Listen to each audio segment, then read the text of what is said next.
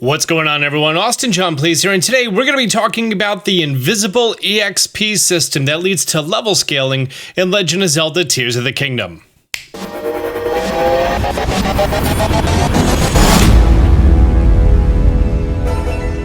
If you played Breath of the Wild or Tears of the Kingdom, you may have noticed that at different points there's going to be different weapons available to you.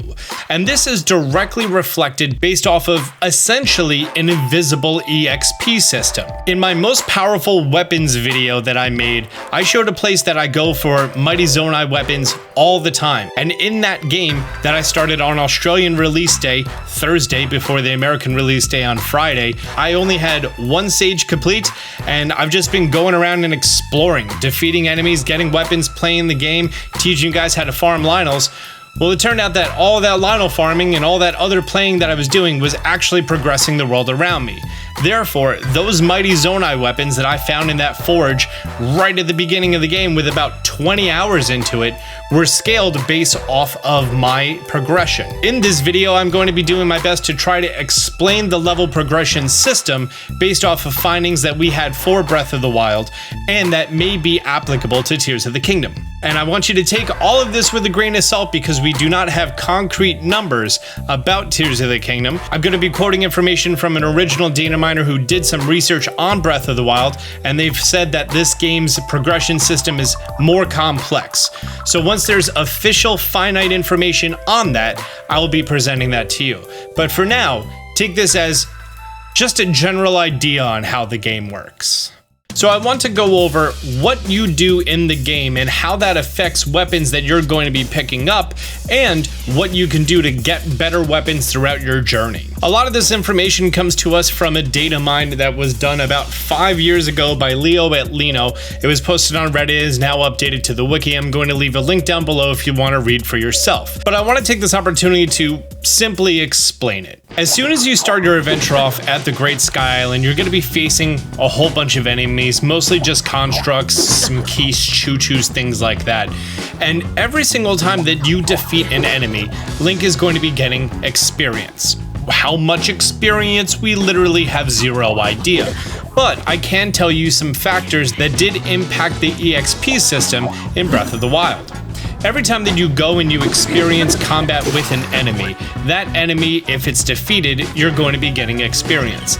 That only counts for the first 10 enemies that you defeat of a specific type of enemy, meaning that the first 10 red bokoblins that you took out, you got experience for each of those 10.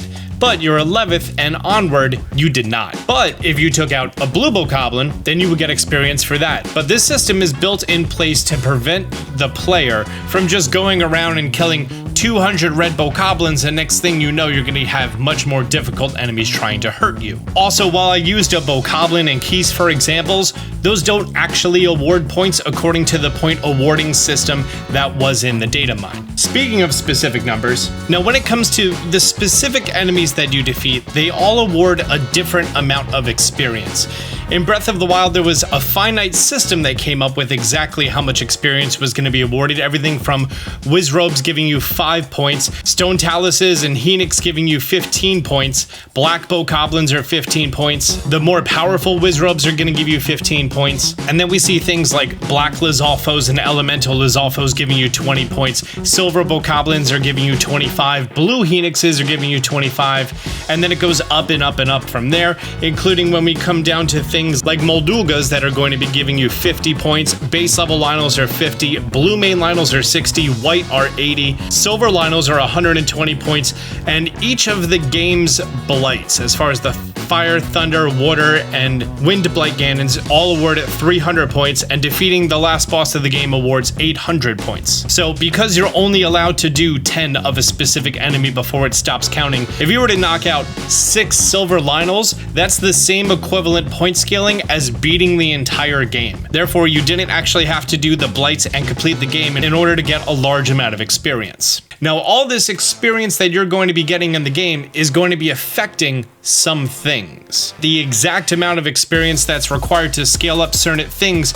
is predetermined by the game, meaning that for a bokoblin, to be replaced by a blue bokoblin, the player has to have 285.71 points. And that just goes up and up from there. It's all in the data mine if you want to read more about it. However, we don't have concrete information on specifically what the numbers are for Tears of the Kingdom, at least not yet. The original data miner who compiled all this information literally said, Tears of the Kingdom also has enemy and weapon scaling, though the system is now a bit more complex. So once we find out concrete information on exactly what's going on with the numbers, then I'm going to be making a video and updating all of you on exactly how this is going to be working. As you go through the game, you're going to be seeing different levels of progress affecting enemies that you're going to be encountering. Here I am on the Great Sky Island where I first started off, and you're going to be seeing over here, we have a base level. I don't even have the camera. We're going to be seeing a base level soldier construct. I believe this is a construct 1, and down here, this is still a construct 1. Not all enemies are going to be scaling with your progress in the game. However, some enemies are going to be scaling up depending on your progress in the game. As we can see down here in my game that I've been going around and just taking out everything, over here we have a soldier construct 4, the highest level of soldier construct that there is. But in my game that pretty much just started off, I didn't defeat any of the bosses, any of the temples, or anything else. You're going to see that that is a soldier construct 1. So this enemy did scale up based on my progress, but that first enemy did not. This system that's in place is also going to be used to not only affect the monsters you're going to be experiencing, but also the weapons you're going to be experiencing. There are some weapons that are going to be static and are always going to be the exact same thing, but they can have modifiers, making them attack up 1 through 10 or giving them durability up, a variety of things like that. But then there's also going to be some weapons that are just going to change altogether. This includes weapons that are found in chests, weapons that are found on the floor in preset areas that respawn every blood moon, as well as specifically weapons that enemies have, and even the weapons that are around a Phoenix's neck. If we look forward right here, is that a traveler's spear? Not exactly too sure which spear that is, but that is a royal spear. So you're going to see very clearly that even though this enemy didn't change, the weapons around its neck absolutely did change. And this exact mechanic is in place for a couple of reasons. One, the more enemies you defeat and the harder enemies that you defeat, the game wants to give you better weapons. So if you go around and take down 10 Lionels, 10 blue Lionels, 10 silver Lionels, and 10 white Lionels, that's going to count as 40 difficult enemies defeated. That's then going to scale you up quickly. If you were to go around and take care of 10 red bokoblins, 10 keys, 10 choo-choo, those are low-level enemies and scale you up very slowly. This dynamic leveling system is in place that way. If you're good at the game and you're taking down these harder enemies quickly, you're going to be able to progress and get better weapons because of it. However, someone who's newer or less experienced to the game / series, they're not going to be faced with such difficult enemies and therefore not rewarded for taking on difficult enemies. Now, the game actually purposefully disables this level scaling system in some instances. In Breath of the Wild, it was present on Eventide Island as well as the Trial of the Sword. And in Tears of the Kingdom, we can see it present inside of the Proving Ground shrines. All the shrines you do go to that they strip away all of your equipment and everything else, those enemies are going to be the same level enemies whether you defeated a whole bunch of enemies or none at all. I know this because in my Shrine Hunter series, which is this top one up here, I'm going against Construct level 3s in the same shrine that this game that is defeating a lot of enemies is seeing Construct level 3s. Meanwhile, this game hasn't even seen them in the wild yet. Because of that, it's going to be a static challenge, no matter what your progress in the game is, which makes sense because it's stripping you away of all the materials that you have. The only advantage that you have going into it being more prepared is more hearts, stamina, and if you have a certain type of buff going in there, like an attack 3-up buff. Now, obviously, something that wasn't in Breath of the Wild is the depths and the weapons that are going to be presented by the, I don't know what they're called, the ghost people that give you weapons that are not decayed weapons. Those weapons also scale with your experience. I know this firsthand. Specifically, I don't know, but I do know that they are scaled because I spent the last 2 days in the depths doing the Medals of Honor, which I have videos coming out about that. I was able to find my first Royal Guards Claymore that is not decayed in the depths. And as you can see here, I only have 3 of the sages, and as you can see from my load data, I don't have the little asterisk, so I didn't beat the game yet. You don't have to complete the game in order to achieve effective level scaling in this game. If you're going through and taking out Modulgas and all the other mini bosses, the Frocks and so on and so forth, then yes, you are going to be getting that experience and you're going to be seeing the world evolve around you. But if you go to enemy encampments and you're too afraid to take out the Moblin, but you're taking out the Bokoblins, you're going to reach a point that's not going to actually progress your experience system.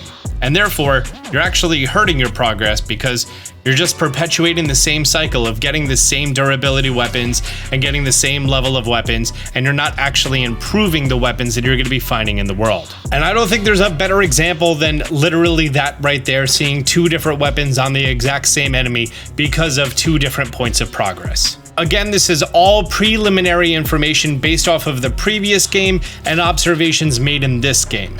Everything is subject to final numbers once we know from an official data mine that may be months or years away. Everyone likes to compare everything so far in Tears of the Kingdom to Breath of the Wild because people made content on Breath of the Wild for 6 consecutive years. Meanwhile, myself, I just covered it while the game was brand new. The more information that is available at times of videos, that's when I'm going to be putting that information out there.